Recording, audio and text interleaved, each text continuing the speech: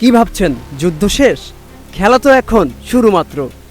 আমেরিকাকে ভয় পাওয়া তো দূরের কথা, কোনো পাত্তাই দিচ্ছে না ইরান। তীব্র রাগে ইরানকে 4 ঘন্টায় উধাও করে দেওয়ার হুমকি দিয়েছেন ট্রাম্প। তার এই হুমকিতে মুচকি হেসে ইরানকে মিসাইল উপহার দিচ্ছে চীন। অবস্থা এমন যে যুদ্ধ থামাতে ট্রাম্প সকলের দাঁড়ে দাঁড়ে ঘুরছে, আর নেতানিয়াহুকে তো অনেক আগে থেকে খুঁজে পাওয়া যাচ্ছে না। বলা যায় ট্রাম্পকে ফাটা বাঁশের চিপায় ফেলে নিরুদ্দেশ নেতানিয়াহু। এখন প্রশ্ন হলো, ট্রাম্পকে এই খাদের কিনারা থেকে উপরে কে তুলবে? হরমুজ প্রণালী বন্ধে এখন জ্বালানি সংকটে গোটা বিশ্ব।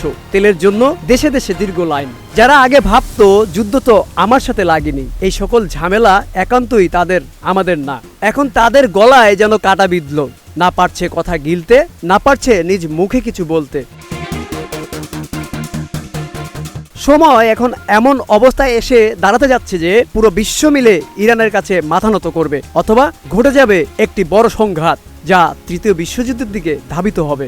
এর থেকে বাঁচতে আপনি যদি ব্যাগ গুছিয়ে নিজ গ্রামে বাংকার বানিয়ে থাকতে চান, আপনি সেখানেও মিলিয়ে যাবেন, পালাবার কোনো পথ থাকবে না। Aminul Islam, news flash 71।